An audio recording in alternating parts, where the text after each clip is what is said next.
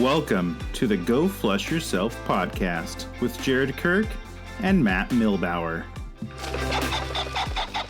Welcome to another episode of the Go Flush Yourself podcast. I'm Matt Milbauer here with my co-host, Jared Kirk. Jared, how's it going? Good, man. How you doing?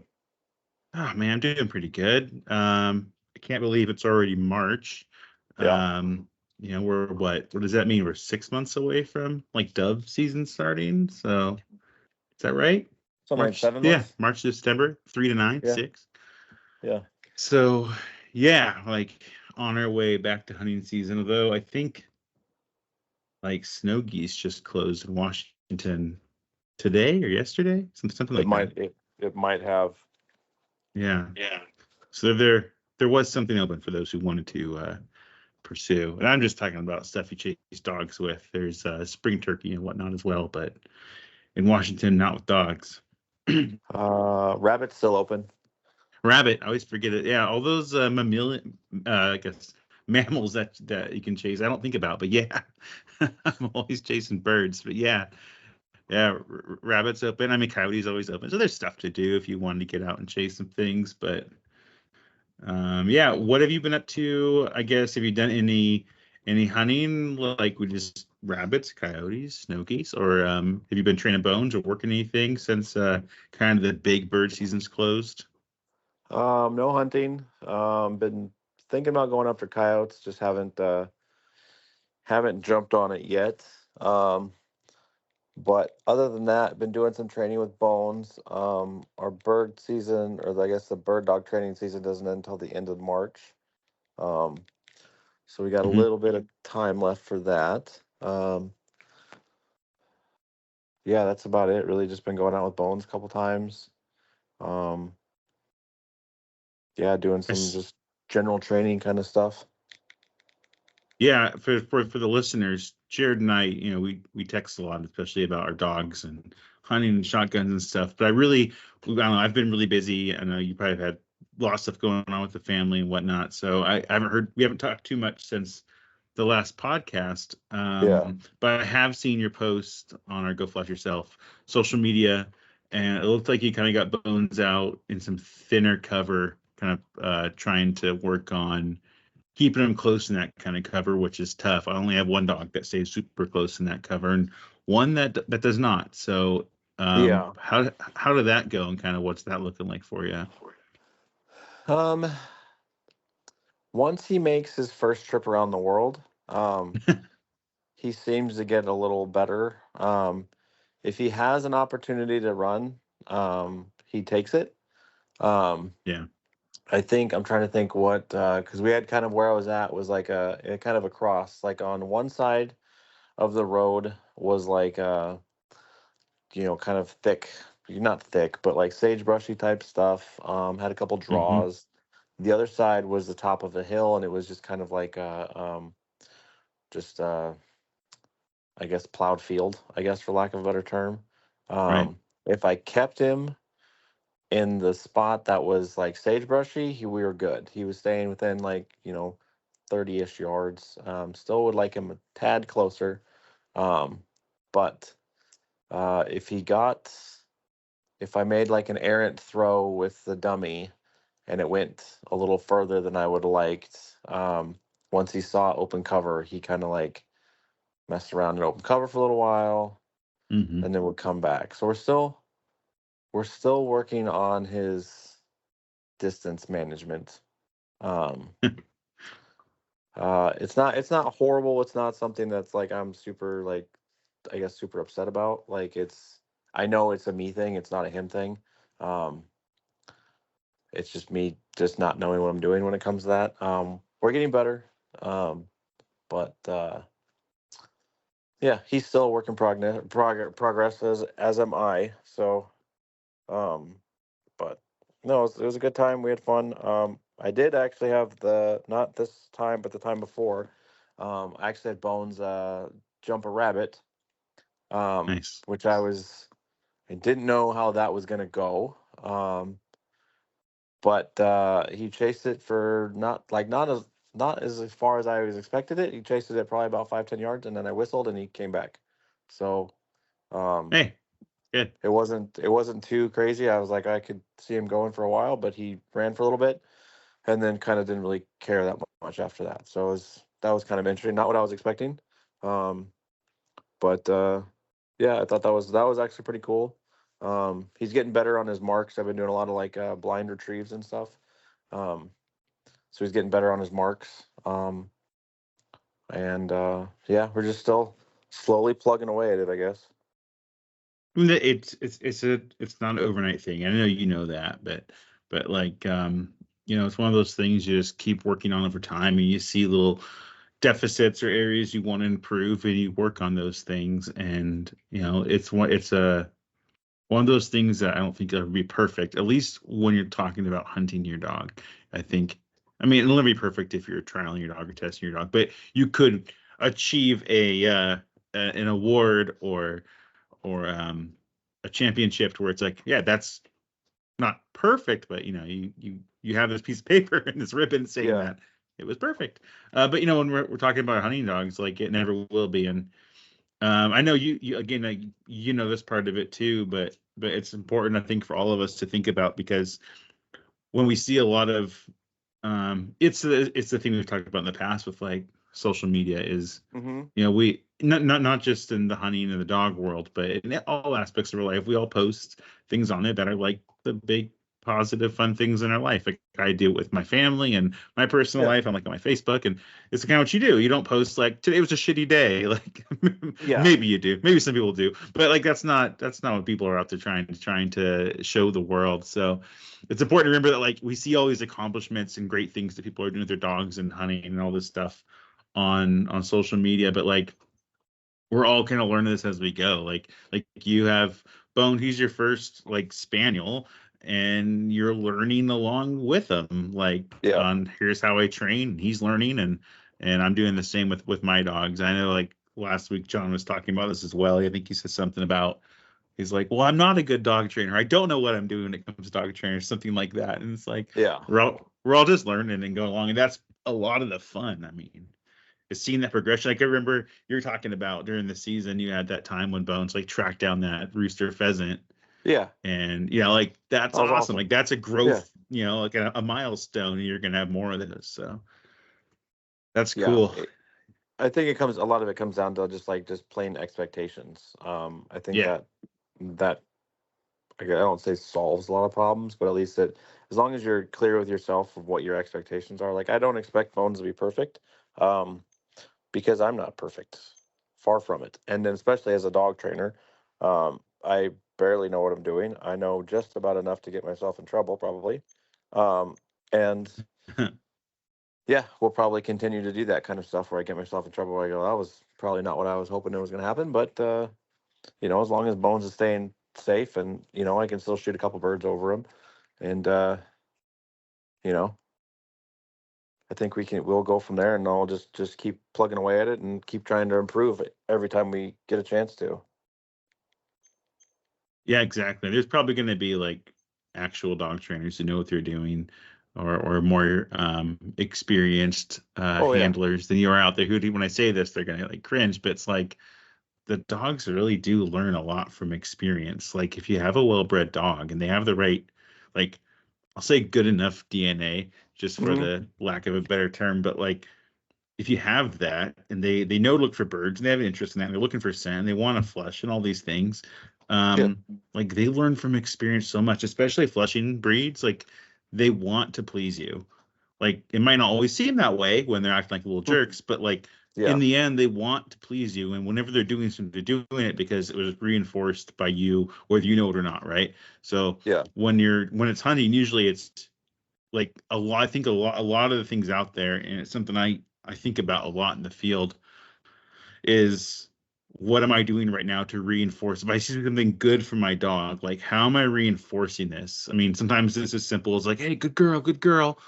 Um, and other times it's just like letting them hunt. Like, oh, they're doing something. It's not perfect, but that's a little better than I've seen in the past. Like they're doing something a little better than normal. I'm gonna like let them go. And even if they're doing a couple other things I don't like, it's like okay.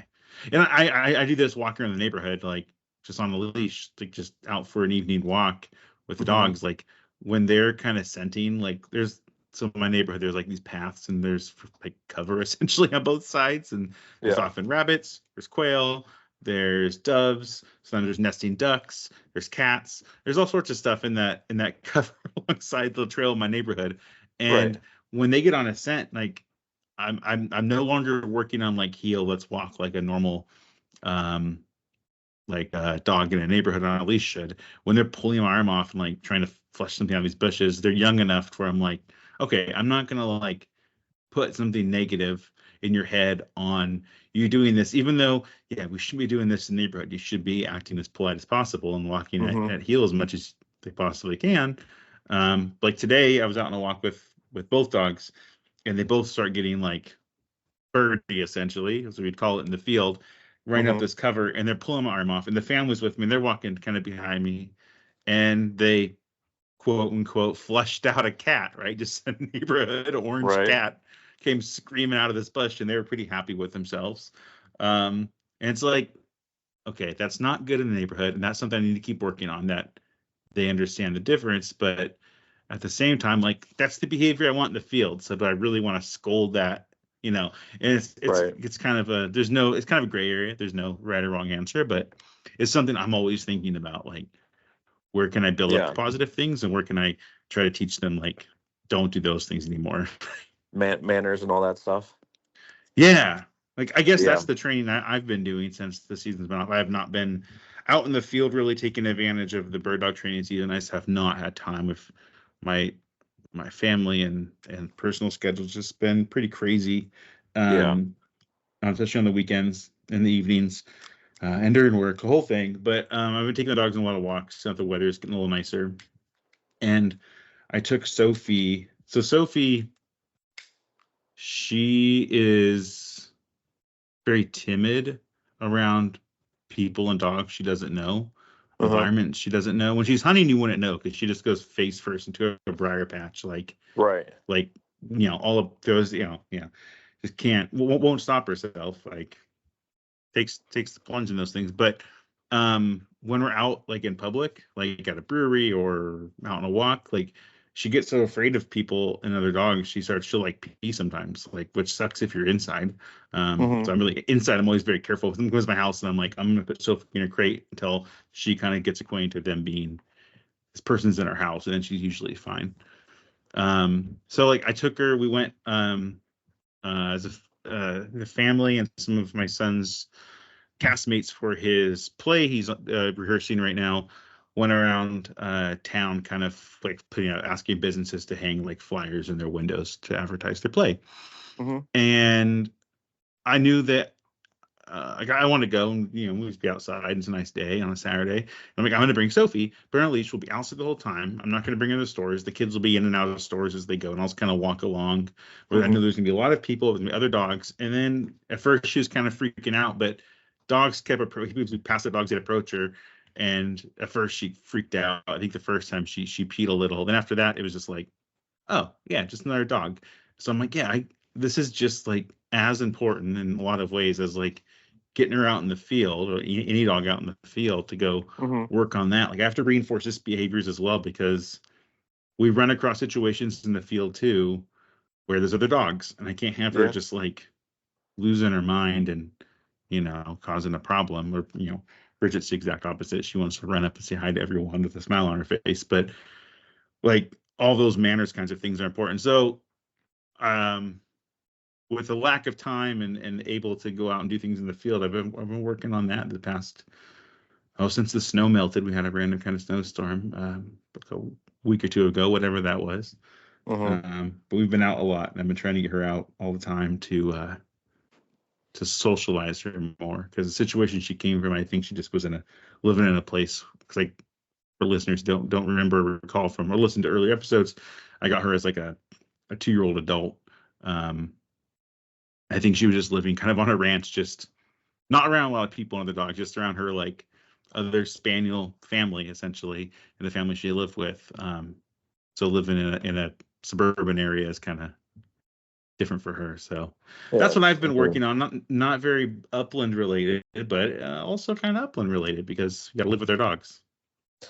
Yeah, no, I mean it's good stuff. When you're talking about your dog like trying to pull your arm off, it makes me feel better because that's bones. Yeah. Um, I've been working on that pretty hard with him, just trying to because I think he feels that every time he's on a leash, it's like he's Balto and he's trying to save children in Alaska. Yeah. Um, Right. Get the meds to him. or he's like, he's on the Iditarod or whatever like that, and he's just pulling the entire time, um, which can be kind of tiring um, after a while. So we've been working on that a little bit, the manners and stuff too, trying to get him a little bit better with that. The problem I have with that is I am antisocial by nature, so I don't socialize very well either. Um, so that's my issue. Um, I got to try and take him out to socialize, which means I have to go out and socialize. So, uh, yeah, I need to work on that. Yeah, I think it's a good excuse for you to go to a brewery. Like, we have several here in town that are dog friendly. Just like pick one, bring them, sit at the bar. People will come up because it's a dog, and Bones is really cute, right? Like, who doesn't love the spaniel, like the white and brown spots? And people will come up to you, oh, your dog, can I pet him? And Bones is going to be all jacked about that, and then you get to go have a beer or two. So That's true. I might have to do it's that. a win-win, and it's training, right? That's training. It's Just true. tell the wife, like, hey, I got to go train. I'm gonna be Right. down at the brewery for a couple hours. It's just training. I Just like it. I'll training. try it. See if Yeah, it and works. it's gonna make Bones a better citizen, which makes everyone happy, right? It's true. Yeah, yeah. I think that's a fully endorsed idea. I don't know anyone who want to endorse that idea for training. Fair enough. I mean, Try it I, at I've least. I've done that with Bridget when she was about Bones' age. So I would take her, maybe younger even. I would take her to one of our breweries that I would frequent, and it was kind of a pain at first because she was just like wanting to run circles and people were making comments like, "Whoa, your dog's got a lot of energy." I'm like, "Yeah, so calm down." And she did. Like, she Yeah. eventually was laying at my feet under the table, and other dogs came over, and she'd get a little excited, but like she's still nowhere near perfect there. She still has a lot of it in her, but um, I don't know. Like, every little bit helps, I guess. Yeah. I mean, you're not wrong. Yeah. So, train advice: go to brewery with your dog. Everyone There you take go. it. No one's gonna complain. I like it. It's Yeah. a good idea. And yeah. Um, geez. So yeah, it's been just, it's that time of year where I commend you for getting out in the field with a dog, because I'm just like I think, not to call back to the last episode again, John and I were talking about that last episode where it's like the season's over. It's kind of like, whew, like, because the season's only so long. So you try to, like, every spare minute or day, you're like, I'm gonna get out in the field. But when you can't anymore, it's like, okay, I'm just gonna like sleep in and watch TV when you can. Yeah. Yeah. That's the I don't. that's the state I've been in, and then like getting the Yeah. dog a little bit, but Yeah. I haven't quite been able to get myself to do that. So. well, that's good. That's good. It's better than I'm doing. I'm just like I'm not doing it because, like, I don't have to mow the lawn yet. Like, my weekends are absorbed to, like, to yard work yet, and I'm not spend my whole weekend trying to hunt both days. So it's like, it's just gonna chill. Um, well, cool. Well, I kind of want to also mention to the listeners that we mentioned some social media, but we have a Discord channel for the podcast now, and there's a handful of us in there. Some of our previous guests, like John Nguyen's in there, and a couple other folks who are in some, like, local Pheasants Forever chapters, local Eastern Washington. But we'll love to see more of you in there. We're just in there chatting about all sorts of topics. There is uh, a super secret channel. I don't know how you want to say it, but only for Jared and I, and anyone who's been a guest in the show, then anyone who's a Patreon member can come into that channel and talk about the super secret Go Flush Yourself stuff, which I'm not sure what that is yet, but I'm sure we'll figure that out. There. It's there. That's the important It's part. there. It's not enough of us really used it yet, because I think everyone falls into that right now. So, like, they're either a Patreon member or a guest or us. Right. But check it out. You can go on social media. I'll post the link in the podcast description as well. If you haven't been on Discord before, if you're new to it, I know it's not like the most popular. I don't know if it's really social media. It's more like messaging, chat room, to use a 90s term, board, to use a 2000s term. But yeah, just a place to go. And if you have Slack at work, I do. It's exactly like Slack. One of them ripped off the other. I'm assuming Slack ripped off Discord or to the same company or something, but it's the exact same thing. But yeah, so get in there. We have a few channels in there, just different topics, and you can get in there and just kind of chat if you ever need to, especially in this time of the year in the off season. You need to get in there just like I can't go hunting. I need to go chat with some people about hunting and whatever. Dog, shotguns, all the stuff. Hop in there and whenever you get in there, there's usually someone's in there kind of. If you post something, there's usually someone in there who wants to also chat at the same time. It's pretty quick. Strike a conversation. Yeah, it's pretty. Usually when I post something, someone's like, "Oh yeah, hey," and then we're off for the races, all talking about all the stuff we talk about on the podcast. So yeah, feel free to check it out. Really simple if you're new to Discord to use, like just get in and figure out. So really easy, just download the app and go. Jared, we want to talk about gear a little bit. We've talked about gear in the past. I know you just got your new vest a little bit ago. We talked about that. I thought about pieces of there's some gear that I use or carry that might not be like, it might not serve like the biggest purpose. Like there's probably some things I've carried that I rarely, if ever, used, but I like carrying it because I like the thing. I like the idea of it. And there's other stuff I carry that I love because I use it all the time and it's become super valuable to me. But I thought we'd pick out 3 of our favorite pieces of gear, whether it be sentimental, tech, whatever, like, and kind of go through what those are and why they're some of our favorites. What do you think? Yeah. Yeah. Well, I wrote mine down somewhere, and of course now my phone's like, how long ago did you write that down? Anyhow, do you want to start with yours first? Your first one? Okay. I'll go. My first one is kind of, it's I'm gonna go with my shotgun. Okay. I think I posted some pictures or whatever, I think on Discord actually, about like my shotgun and stuff, through the years and stuff, because I think I've had it for like 14 years or something like that, something ridiculous. And then I think Matt said something like it's just kind of like peanut butter and jelly. Like every time Jared's out in the field, he's got that 870 with him. It's true. It's worn. It's like, I think the receiver's pretty silver right now. Action bars are silver. I think there's a crack in the stock that I repaired with JB Weld.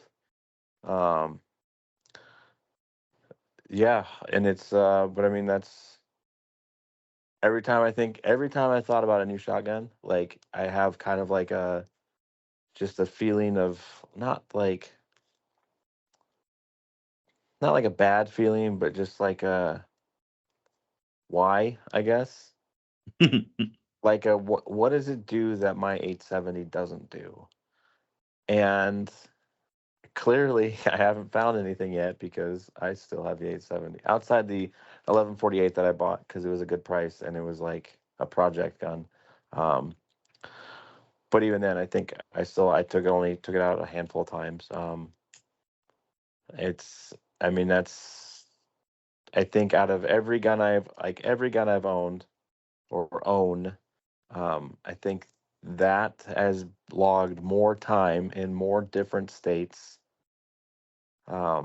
doing more things, than any other gun I have. Like probably combined, honestly.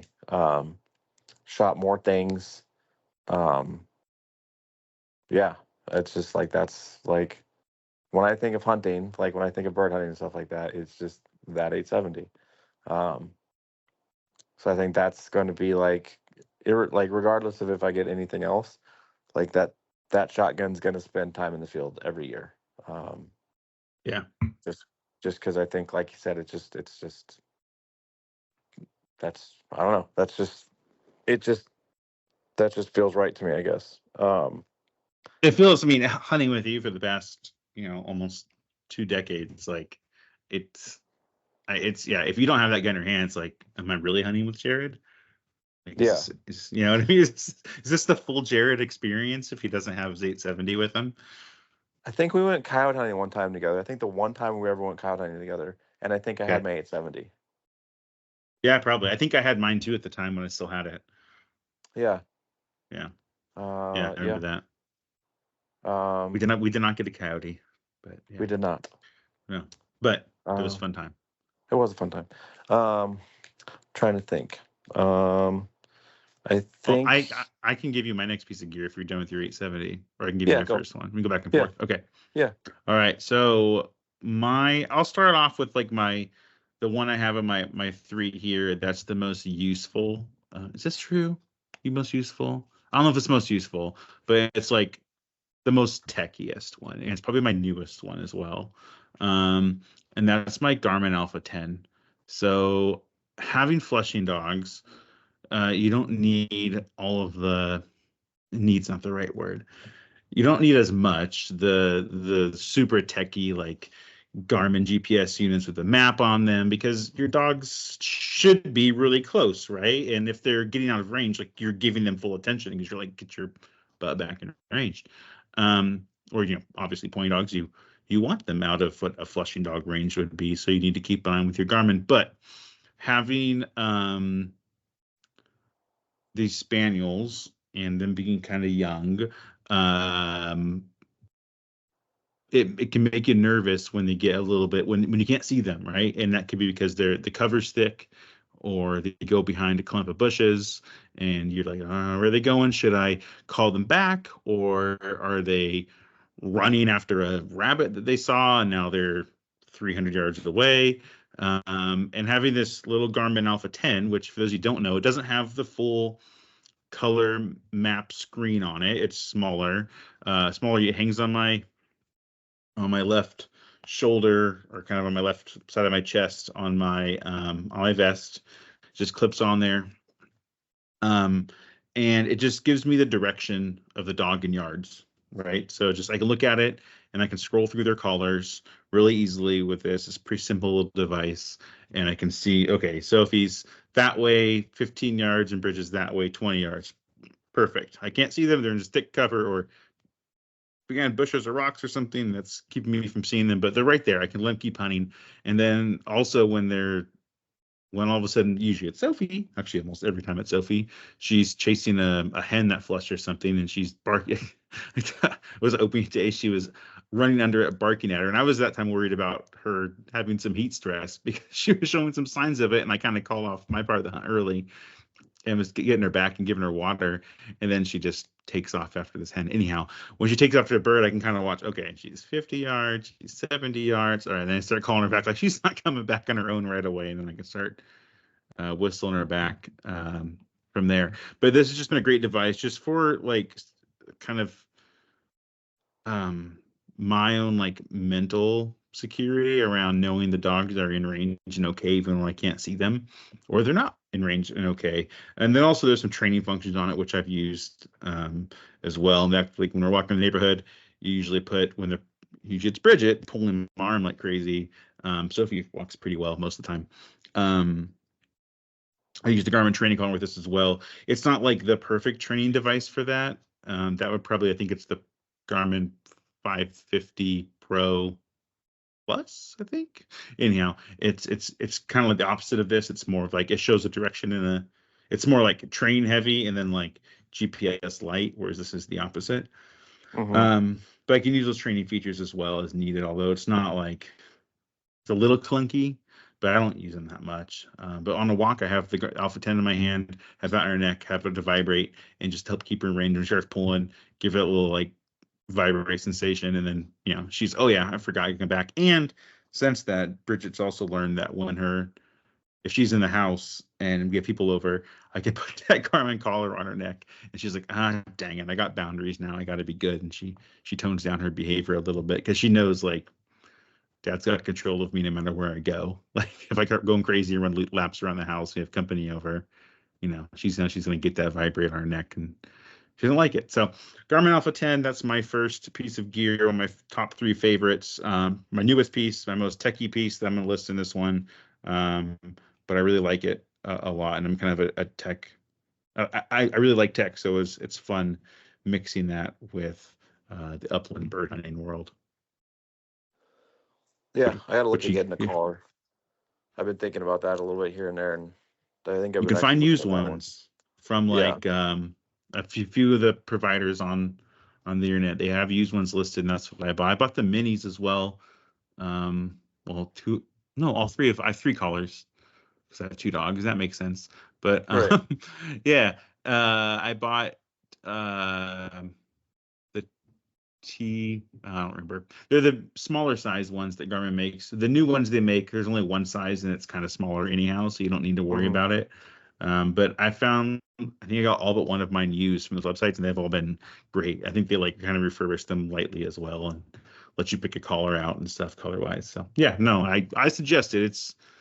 It's a nice yeah, for security when your dog gets out of range or you can't see them, and also like I said, even just around the house and neighborhood, like keeping them from going nuts. Right. No, I like it. Yeah, yeah. Um, I think, all right, so the second piece of gear, and it doesn't really get used, I mean, super often. But my wife bought me uh, oddly enough, as I'm a gun guy, I'm also kind of a knife guy. Hmm. Seems super weird. Um, but there's a company called Great Eastern Cutlery. They're obviously back east because of the name.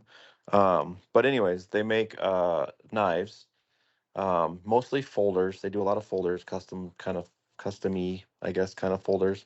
Um, anyways, they did a special run years ago of they called it the Woodcock. And what it is it's a folder, but it's a carbon steel knife. It's like 1095 if I remember correctly. Carbon steel. It's like a thin kind of profile knife, and it has a gut hook on it too. Um, but it's a nice little, and it's got like an orange. I think it's pronounced Delrin handle. So it's very hunter-esque and whatever like that. But I think she bought it for me for Christmas one year, and it stays in my vest. I don't typically clean birds out in the field. I've done it a handful of times if it's like super hot or something like that, but generally it just stays in my vest. It's kind of like just in case, or if I'm out for a very long time. But it's just kind of a nice little like sentimental kind of knife. Um, I also have an older Remington folder, same kind of style, but it has a choke tube wrench in it. That also stays in my vest. Just because sometimes you need a choke tube wrench. But True. the knife is kind of nice because my wife bought it for me, and it's like I don't even think they, like I said, they do special runs every I think year or something like that, or every couple months. This just happened to be one of the special runs they did, and she ended up picking it up for me, which I thought was kind of cool. Nice, nice. Yeah. No, like it makes sense that you're a knife guy as well. Like, I don't know. Like Yeah. you and like I think your oldest, you both into knives and guns, and like Yep. those two things seem to go together. So I don't Yeah. think that's surprising. I'm not a huge knife guy. I'm not like anti knife. Like that'd be kind of weird, but like I'm not super drawn to them like I am an over under shotgun. But Hmm. obviously as a hunter, you need some. You got to be cutting open birds. You need some, kind of for emergencies in the field, whether it be like first aid or something like that. But my next item is also a knife. I do have a this is not the one I'm talking about, but in my vest, for those that have I'm not sure if your Final Rise has this, but my Legacy Final Rise has a pocket in the kind of the triangle above the game It pouch does. there. It's like a Mine zipper on the does too. side. Okay. I love that pocket. That's my first aid kit is. Good for you, Jared. I think I've already told you that because we Hmm. hunt together. But that's my first aid kit is, and I have a Leatherman in there as well because I have the pliers and if I need for like Hmm. porcupines or whatever, like because that kind of multi-tool is great to have. Hmm. But that's not one of my favorites. It's there out of necessity, but that's not what I do carry with me just about every hunt. And this is out of nostalgia, is a Swiss Army knife. Mm. Um, Is it as versatile as the Leatherman? No. Is it as good a knife as others you could buy for maybe even a similar price? No.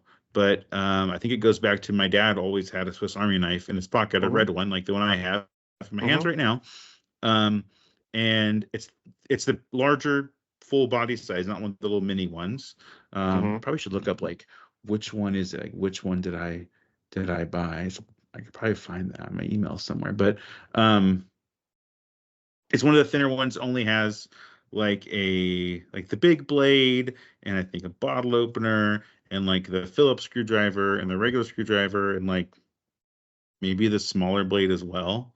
Mm-hmm. Um, it is I think it's the Spartan. Yeah, Okay.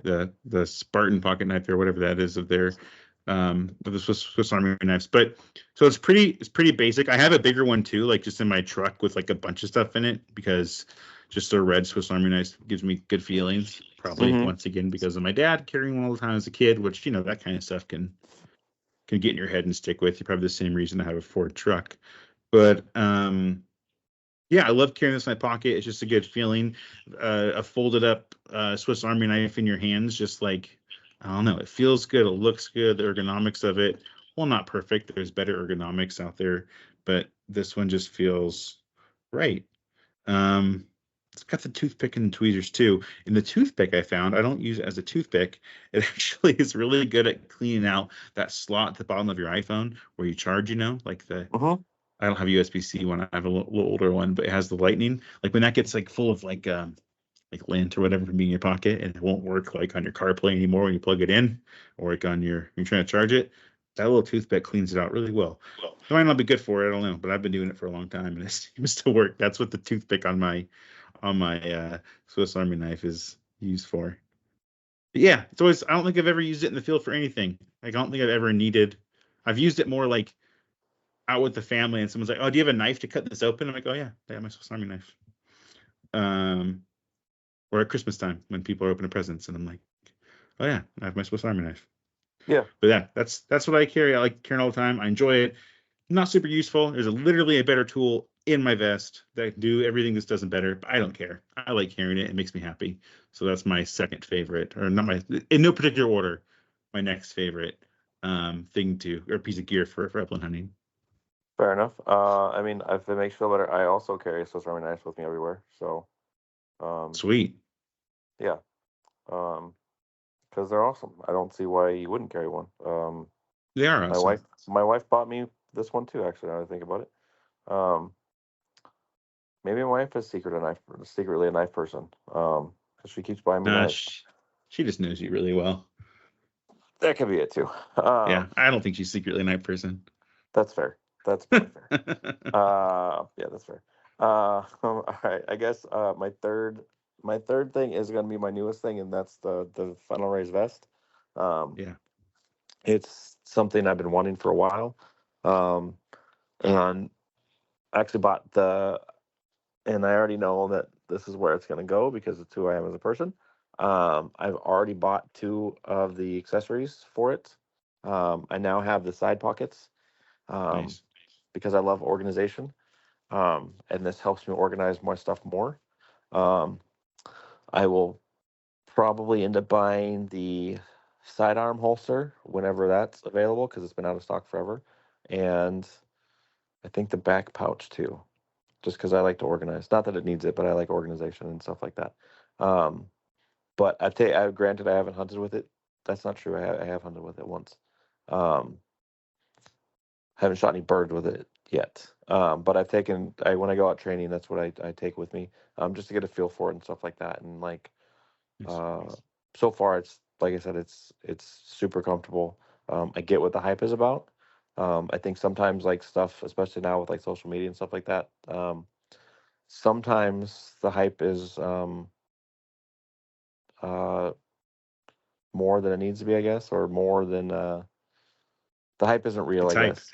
It's true hype. Yeah, Yeah. but sometimes it the hype is real and it makes sense and stuff like that, and like I understand the it's a way more comfortable than my last vest. Not that my last vest was bad, but um it's this one's super comfortable.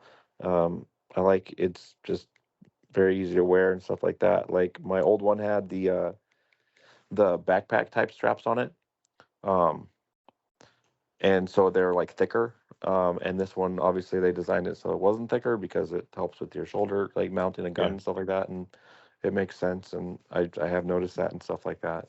Um, but yeah, so far that's like I guess I'm more excited for that one for the things to come. I guess the adventures Hmm. that will happen while I'm wearing the vest. I guess. Um, but yeah, that one's like I said, it's I get the hype of it. Like I understand like um why everyone seems to like them because they're pretty cool. So yeah, that's so far. That's I think that's probably my I guess yeah third favorite gear. I guess. Yeah, no, I love my Final Rise, and I wanted one probably similar to the way you did, and I got mine a couple seasons ago for my wife as well for Christmas. Mm-hmm. I think it was Christmas 2023, if I recall correctly. But Mm-hmm. yeah, it had to have been. But yeah, at first it takes, you probably notice this too. You first get one, it takes a little bit of time to adjust it. There's so many little Yeah. straps on it, but once you get it adjusted, oh my God, like it feels, Yeah. it's so nice just to throw that on. I mean, this doesn't sound like advertisement, but it's not. They don't, they don't advertise in our podcast, but like but it's a really dang good vest. Mm-hmm. I mean, I've always known that vests are important because Mm-hmm. they're literally carrying so much weight for you, and there's so much they do for you throughout a hunt, that can make it good or bad. Um, yeah, the only complaint I have about mine, I'm trying to think of a complaint. Like, can I say something negative? And the thing is, it's a complaint, but I could remedy it with an accessory if I wanted to. Uh-huh. And I can't carry early in the season. I probably can't carry enough water for two dogs and myself for a longer hunt, but I could buy one or two. I have to buy two to balance it out probably. Um, Water bottle holders that will fit on my Legacy, so I could add two more water and carry four and be Mm-hmm. fine. Um, Doesn't yours or just have do the shorter pouch in the hunts when it's hot. back for the hydration bladder? It does not have the hydration bladder pack. No, Oh. I've never been a big fan of hydration bladders, but Hmm. it doesn't have that. I don't think, unless it does, and I don't see how it uses it, but I don't think it does. Thought it was in the back portion of it. I don't think mine has it. I have just the Legacy. Hmm. I did order some accessories too. I ordered like the jacket straps for the back. That's Mm-hmm. great. I've used that on days when I was worried it was going to rain. I threw a light kind of rain jacket in that Mm-hmm. and was able to carry it no problem. And it didn't lose it. It didn't fall off. Yeah, it's a good vest. If you're out there and you're curious about one, you're like, I don't know if it's worth the hype. They are not cheap, but No. it's one of those buy once, cry once kind of things because Mm-hmm. they seem. I've only had mine for a couple seasons now, but they seem durable. People have had them for a little bit. Yeah, I really can't say enough good things, and it sounds like you can't either, Jared. So No. that's awesome. Yeah, I'm big fan. Yeah. Uh, All right. My last thing, I was considering my vest, but I'm glad you brought it up because then I could talk about mine too a little bit. My third thing is kind of it seems like a small thing, but it does make my quality of life while hunting. I think my dogs so much better, and that are my Gatorade squeeze bottles for water that I carry for my dogs. Um, I haven't found the perfect one for me yet. I have just like an Nalgene. It's fine. Not no complaints, but it's fine. Um, but for my dogs, those Gatorade squeeze bottles, these are just the green ones with the orange top. I think they're about $10 on online or anywhere. Maybe they're more expensive now. I've seen some of those Gatorade bottles that kind of trendy with the kids, at least with my kids. So it might be like one of those things where prices go up as they get fancier or perceived to be fancier. But either way, they're not that expensive.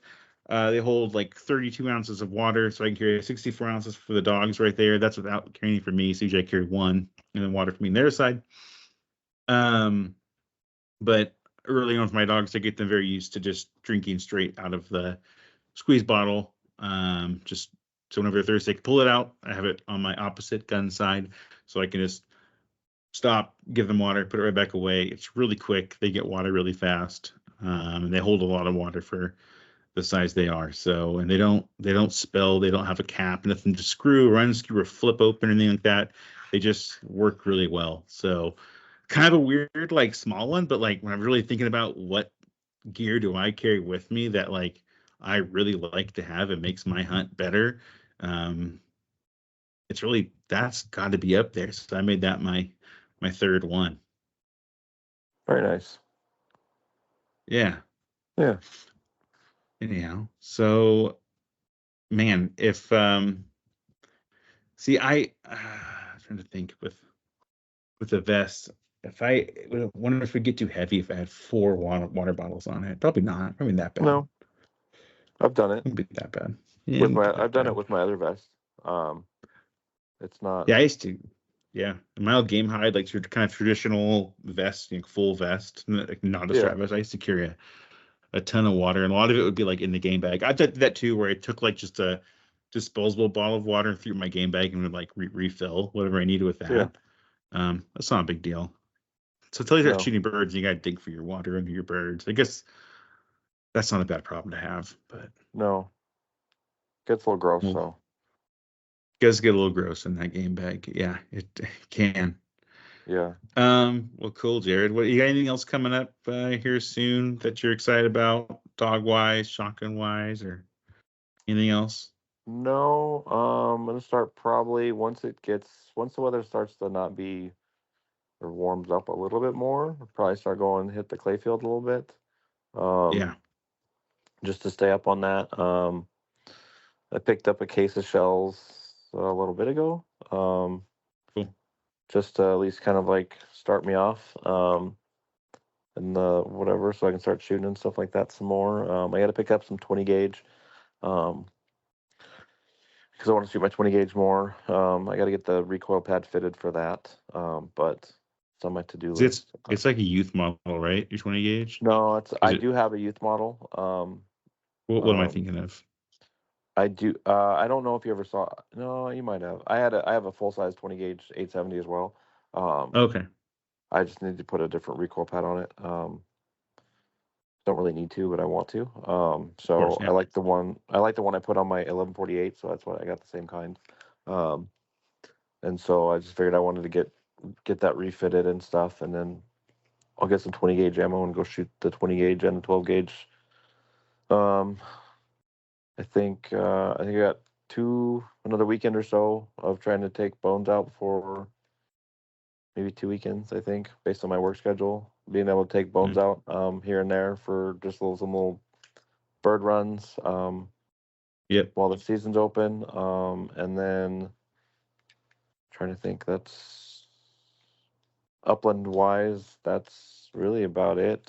Just getting clays and stuff like that, and then yeah, keeping me and bones in shape over the summer. It's kind of like the main thing, I guess, right now. Yeah, I'm thinking the same thing. Like, I'm less sorted out my dogs. I mean, we're gonna get out and we're gonna go on walks and runs and whatnot, but like, I need to get myself in better shape. I want to chase Chucker at least once next year, but I need to get in better shape to do that so I can really enjoy it. So I'm gonna go on some mountain hikes around here. We have some local ones. Take the dogs if it's not too hot, and try to get in a little better shape for that. At least go up and down hills. And yeah, I gotta see if my membership. If I don't know if I renewed it or not for the shotgun range. I think I did, but make sure that's renewed so I'm good to go out there. I think that renews like in March, which it's March now, so I probably should check that It out. is probably But should. yeah, I haven't shot my new 12 gauge out there yet, so I want to get out there and get some rounds through it. Mm-hmm. But I ended up shooting that pretty well through the season. I mean, I just kind of picked it up, started using it middle of the season. Really, I did barely. I think I took her one dove hunt, and then I shot a quail with it at a decent range, and then I shot that hunt. So at Yeah, the very end of the season, I used it until my 20 gauge got back. But yeah, yeah, so I need to get up that get that out there, shoot the 20 gauge a little bit, and just stay into there. But hey, now we can both wear our like we're the guys at the trap range who are like wearing our hunting vest because we're just like I think last year we went in the RSO there was like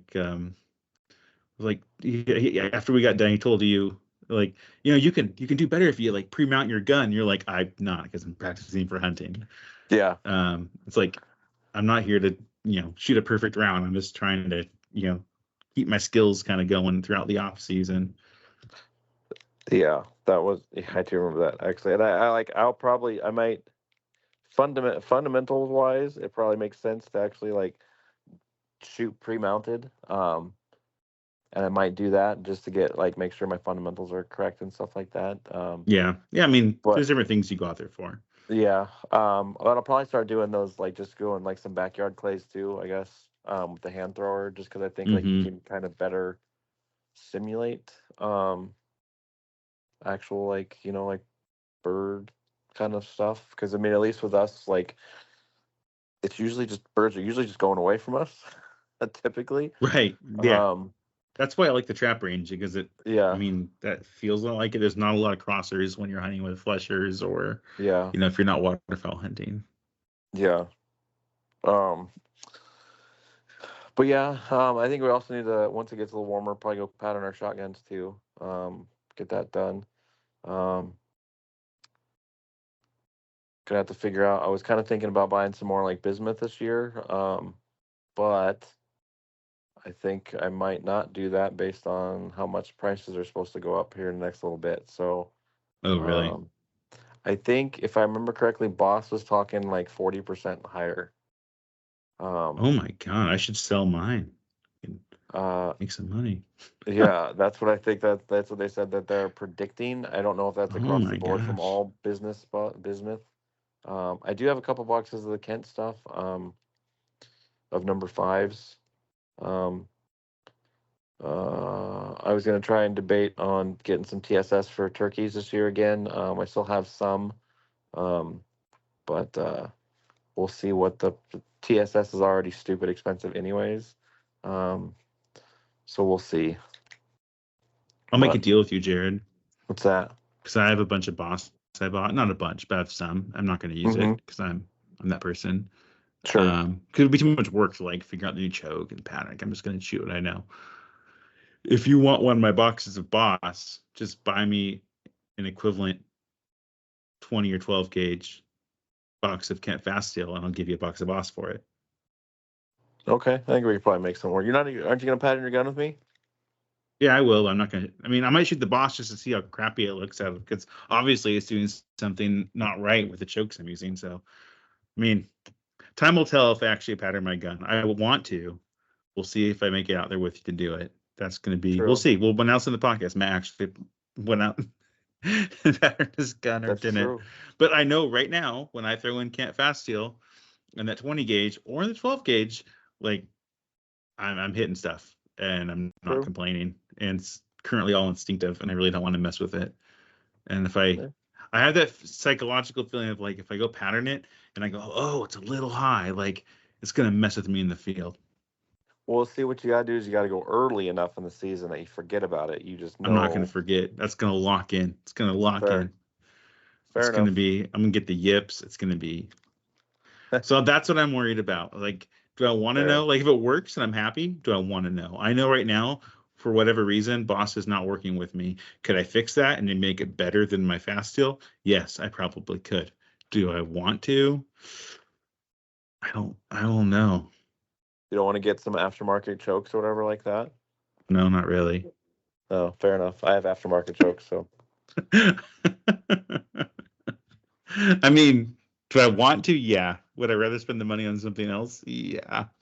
You can get some cool extended aftermarket chokes for your shotgun. Those look funny out of an over-ender unless you're on a skeet field or something, doing some clays or something. I don't know. Fair enough. The thing with that though is it does help protect your muzzle too, and I have dented the muzzle before dropping one, so. Mm-hmm. So maybe that would be smart. It's easier to replace a extended choke tube than to get your gun fixed or whatever. Plus, then you know what's in your gun. What do you mean? Well, you know what choke tubes are in your gun because it tells you what choke. Oh, it's easy to see what they are. Yeah, instead of looking Yeah. down your barrel at trying to see the hash marks. Yeah. Yeah, that always confounded me. It would put hash marks in the end of it. Okay, so even unloaded, sure. When you're in hunter safety, they always teach you never look down your barrels. Right.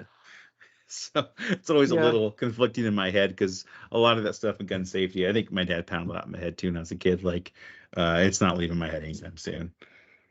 That's fair. But yeah, no, yeah, you have some good points, and I'm gonna never say never. My current mindset is what it is, but that could easily change tomorrow. So True. let's not count anything out. But as of right now, I will trade you box for box of Boss for Fast Steel. If you like, Fair I have some 20 and I have some 12.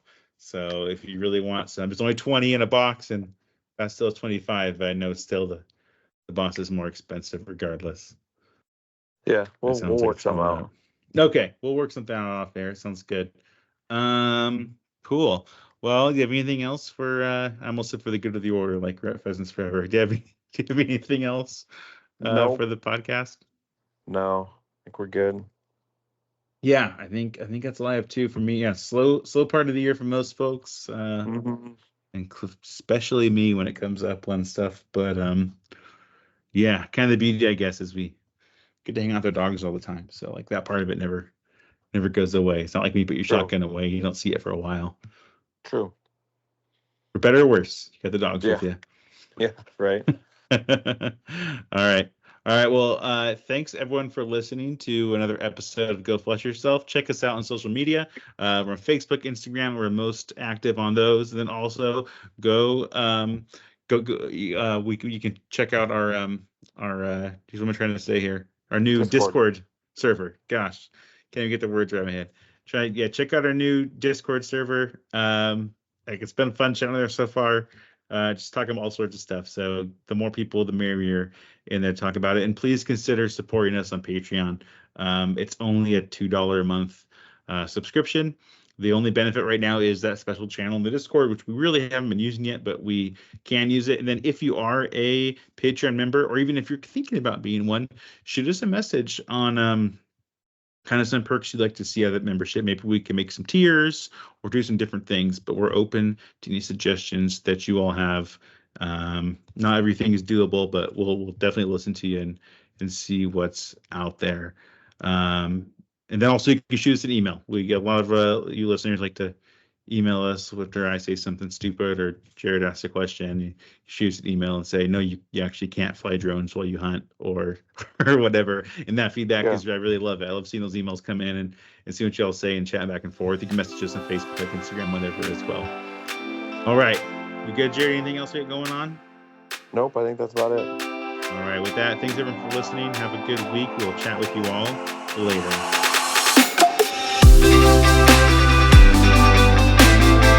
Thank you for listening to another episode of the Go Flush Yourself podcast. Check us out on social media on Instagram, Facebook, and X. We also have a Patreon, where for a $2 a month subscription, you can help keep our podcast on the air. We also have merchandise available. Please check out the podcast description or the Patreon page for links to merchandise.